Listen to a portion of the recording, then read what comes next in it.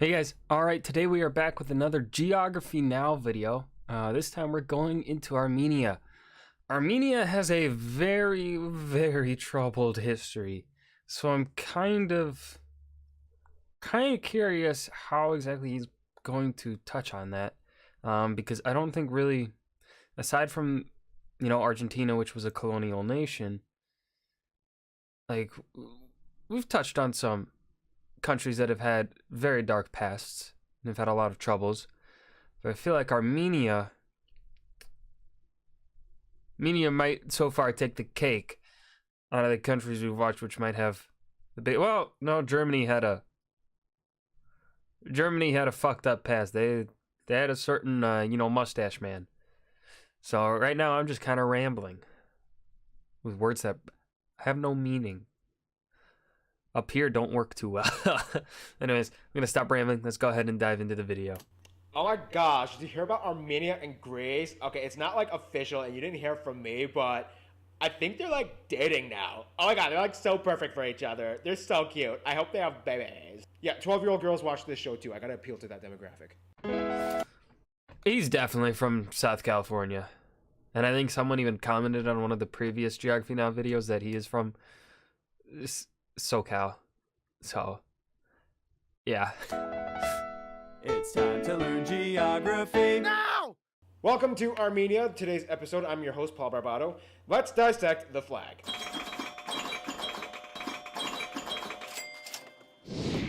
The Armenian flag has Simple, three equally long, wide bands of red, blue, and orange. The official definition of these colors, according to the Constitution of Armenia, are that the red signifies the Armenian highland, the continued struggle for survival, and the maintenance of the Christian faith, independence, and freedom. The blue means the will of the people of the Armenians to live beneath peaceful skies, and the orange means the creative talent and hardworking nature of the people of Armenia. Some people will tell you that the red also represents the blood of the 1.5 million Armenians that were killed during the Armenian genocide in the early 20th century. Alright, I was wondering how long it would take before the genocide got mentioned. This video is not going to be showing up on Turkish viewers.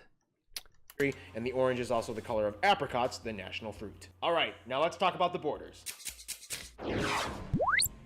Armenia is a landlocked nation located in the Caucasus region of Eurasia. By the way, it's pronounced Caucasus, not caucus. A caucus is when a ton of politicians make an excuse to get drunk. Bordered by 4 other countries, only 2 of which have open borders. We'll explain more about that in a bit. With the capital of Yerevan in the south-central region close to Mount Ararat in Turkey, which is the area that is disputably claimed to be the historical site that Noah's Ark landed on. The interesting thing is that Armenia actually has one enclave and one disputed nation locked within Azerbaijan. Artsakhan, although considered an Armenian enclave, was actually taken over and controlled by Azerbaijan since 1992 as they expelled the Armenians living there. And on that note, Azerbaijan actually has 4 enclaves inside of Armenia: Okari Espikara, Yaradulu, Barkhudarli, and Karki. Now let's get back to the Nagorno-Karabakh Republic. How the fuck do enclaves even exist? I don't get how they can, like, the border. Weird. I don't understand. The entire region is the center of so much controversy between Armenia and Azerbaijan. The population of this area is almost completely Armenian, and they have expressed their desire to either secede and become a part of Armenia or gain complete recognized statehood, even though Azerbaijan claims that they are still in their land. In the early 90s, Azerbaijan relinquished official governmental control over this region. However, it is still a huge breeding ground for fighting and conflict. To this day, Nagorno-Karabakh is kind of an independent nation that runs without Azeri legislation. However, the situation gets very complicated. As you'll soon find out, Armenia actually has a very unique and strategic location in a very dark and complex territory. That region is very it's very I wouldn't say it's as confusing as the Balkans. The Balkans still confuses the absolute fuck out of me, and I'll never understand the Balkans. But the Caucasus, very messed up region as well.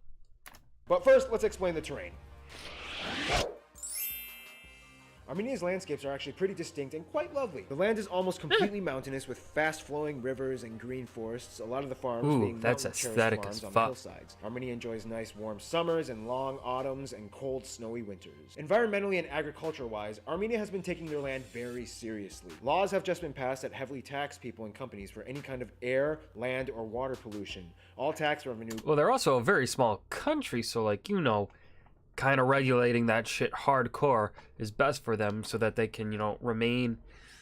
If they need to be, they can rely on the land that they have to be self-sustaining in terms of food, if they ever have to get to that point, right? Not saying that they are capable of doing it right now, but if you preserve your land, you're more capable of self-sustaining your population with food. Who goes towards reinvesting in environmental protection activities. With fertile volcanic soil, the land allows them to grow all sorts of fruits, vegetables, and grains, and a huge percentage, about 72% of the land, is used for agriculture.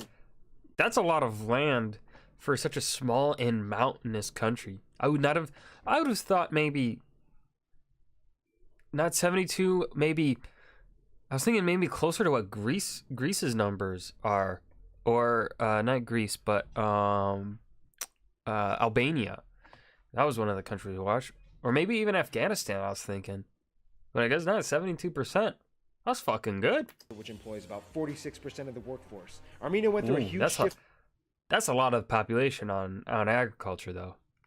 In their agriculture after disbanding from the former Soviet Union and becoming independent in 1991. Long story short, land privatization was established and people could freely grow and administer their own crops without fear of the state control and demand. There's actually a little bit of controversy though, because although Armenia has a huge potential for renewable energy sources like hydroelectric power and water power, they actually are more dependent on nuclear power with plants that were built during the Soviet rule. Problem is that these plants are built in earthquake-prone zones, which put them in a precarious position. But even with all this acknowledged, the government seems to favor investing in these sources of power more than alternative brands. Finally, if you ask...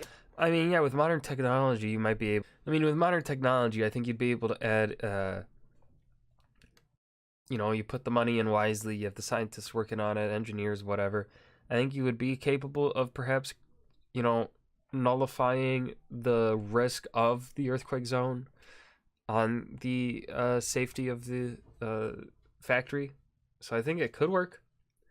It just depends if they're, they probably already, scientists fucking work on that shit. They know what they're doing. I think it's probably pretty safe, honestly. Any Armenian, they'll tell you that Mount Ararat, although kind of technically in Turkey right now, totally belongs to Armenia, and historically it kind of did belong to the Armenian Empire at one point. Mount Ararat actually plays a huge role in Armenian symbolism and nationalistic pride. To this day, Armenians can see the majestic mountain off in the distance from their borders. Speaking of nationalism, let's talk about the demographics.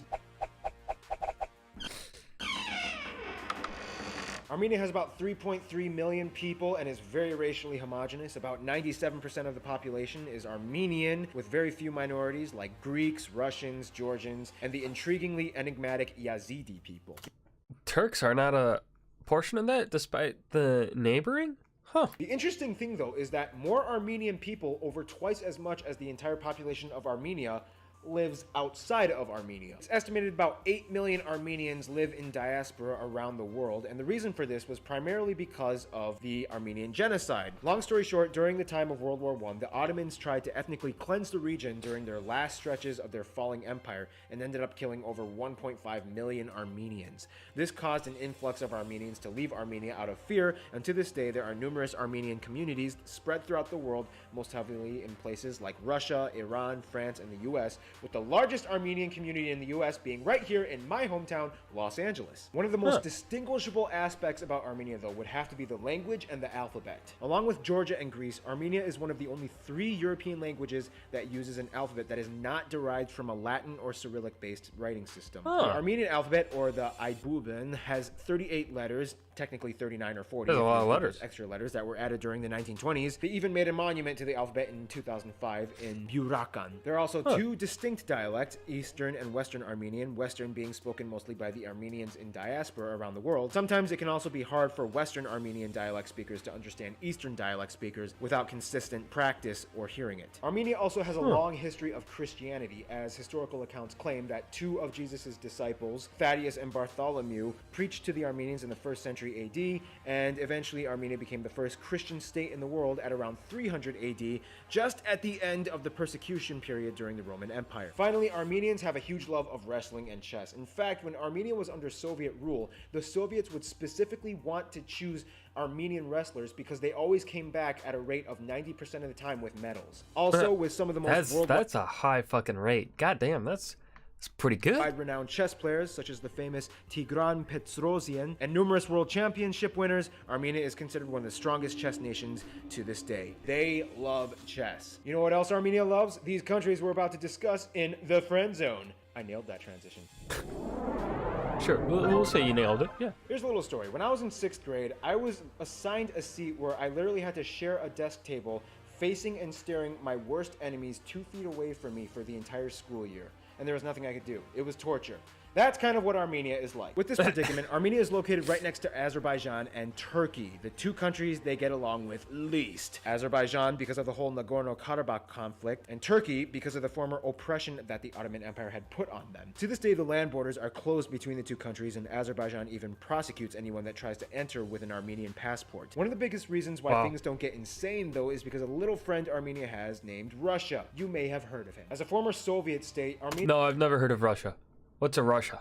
Armenia has a lot of ties to Russia. However, after the breakup of the Soviet Union, they actually decided to maintain friendly relations with Russia, and Russia has been very dedicated to the protection of Armenia. They even have a Russian military base located in Gyumri. This gives Armenia significant backup should anything cataclysmic arise. They also have close and strategic ties to Iran in the south, as they are Armenia's only open land border to Asia. Despite the religious differences, the two get along just fine and share a long cultural history that goes back thousands of years. Really? I would not have thought that especially the current Iranian government would get along with any government that has a heavy emphasis on its Christian heritage, as Armenia does. That's interesting. Georgians and Armenians have been sisters since day one and share a heavy history and culture with each other as well. They love each other, however, there's a little bit of drama because Armenia is still friends with Russia, who recently went to war with Georgia over the South Ossetia region. This puts a huge economic strain on Armenia because Georgia was the only land access route that Armenia had to Europe. And after the war, Russia put a blockade on Georgia. Apparently, Armenia's two good friends don't get along. However, on a side note, when it comes to Greece, Armenia and Greece, they kind of really like each other. Like, they really kind of like each other. What are you Greece and doing with your Armenia just eyebrows get there, along really Paul? well. Armenians are welcome in Greece with open arms, and likewise Greeks in Armenia. It's like, hey, you have an Orthodox Christian upbringing? So do I! Hey, you have a distinct, unique language that isn't based on any Indo-European dialect? So do I! Hey, you were persecuted and you hate the Ottomans too? So do I! Hey, would you, I don't know, just like to maybe get some coffee sometime? To this day, it's not very uncommon to find lots of couples and families that have one Armenian parent and one Greek parent. It's like a match made in Southeastern European heaven. In the end, Armenia is kind of like a reality show. There's a lot of drama, there's some relationship problems, there's cute people pairing up, but in the end, they're honest with who they are, and they trudge on through life one step at a time. Stay tuned, Australia is coming up next. Ooh.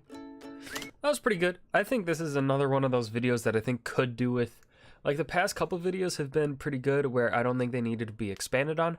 This is one of the videos where I feel like I think some expansion could benefit it. Especially early on, it felt like there were some things that might have been cut or that he didn't want to dive into because it would have made the video a lot longer, taken more research or whatever, more time, and he didn't want to do that. That's what it felt like.